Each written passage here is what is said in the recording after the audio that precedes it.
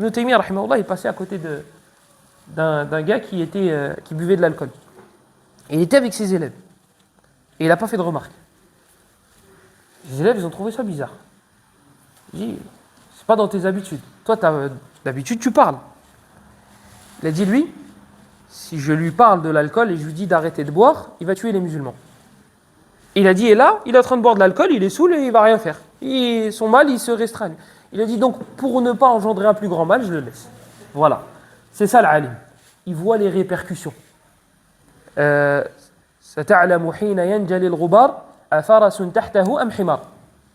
Lorsque vous savez, quand il y a une personne sur une bête qui arrive au loin, tu es dans un désert, il y a du vent. Toi, avec le sable, etc., de loin, tu vois une personne sur une bête. Mais tu ne sais pas si la bête, c'est un âne ou un cheval. Quand il s'approche et que la poussière, elle part, etc., que le vent se calme, et c'était un cheval. Ou bien, c'était un âne. Mais ça, tu le sais qu'après. Ça, c'est le jahil. L'ignorant, il se rend compte des choses qu'une fois que ça arrive. Je ne savais pas que ça allait arriver, on allait en arriver là.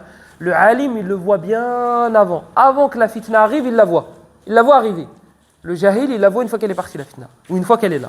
Il se dit, t'as vu, il y a eu ça comme dégâts, il y a eu ça comme dégâts. Ouais, mais il t'avait prévenu. Il te l'avait dit.